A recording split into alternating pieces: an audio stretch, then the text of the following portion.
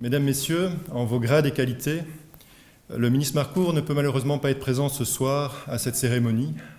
Et donc, si vous le permettez, je vais vous adresser quelques mots en son nom. Le ministre Jean-Claude Marcourt tient tout d'abord à remercier très sincèrement la Fondation Auschwitz pour la qualité de son travail au quotidien, pour les différentes initiatives qu'elle mène activement depuis de nombreuses années et pour son soutien à travers des prix et des bourses à la promotion de travaux de recherche scientifique sur les processus qui ont mené à des génocides, des crimes de masse et des crimes contre l'humanité. Le ministre tient ensuite à féliciter chaleureusement les divers lauréats et lauréates qui ont été sélectionnés par la Fondation Auschwitz pour la qualité de leur travail, et en particulier Madame Tatiana Sirbu, qui reçoit ce soir le prix Fondation Auschwitz Jacques Rosenberg pour son travail intitulé « La politique des villages tziganes en Bessarabie sous 3 administrations, tsaristes, roumaines et soviétiques, 1812-1956 », dans le cadre d'une thèse de doctorat menée sous la direction du professeur Peter Lagroux à l'Université libre de Bruxelles.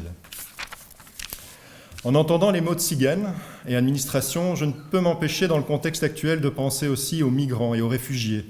et à la situation qu'ils vivent au quotidien dans leur démarche administrative.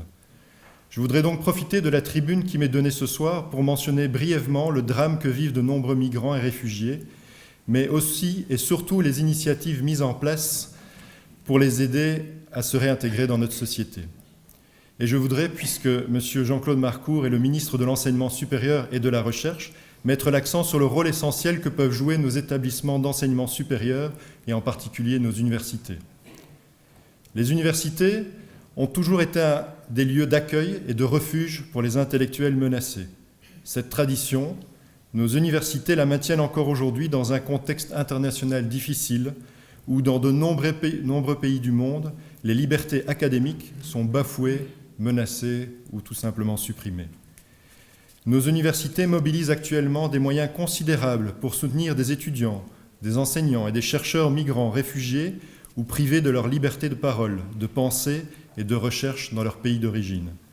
C'est ainsi que des cours de français sont donnés, que des bourses d'études mais aussi des bourses de recherche sont octroyées, que des fonds de solidarité voient le jour, que des accompagnements spécifiques sont organisés, que des outils de sensibilisation aux problématiques des réfugiés sont créés, et cette liste est loin d'être exhaustive. En ce qui concerne le volet administration, je voudrais également mentionner qu'à l'initiative du ministre Jean-Claude Marcourt, le gouvernement de la Fédération Wallonie-Bruxelles a récemment voté un texte de loi permettant de simplifier, mais aussi de rendre gratuit, la procédure administrative d'équivalence de diplôme pour les réfugiés, afin de faciliter leur intégration dans notre société. La recherche scientifique menée au sein de nos universités est vitale pour l'avenir de nos sociétés.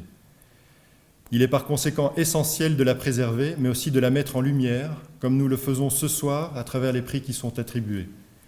Le ministre espère par conséquent que les lauréats et lauréates se montreront dignes de la confiance qui leur est accordée par la Fondation Auschwitz et profiteront de cette occasion qui leur est donnée pour partager et échanger leurs connaissances. Je vous remercie.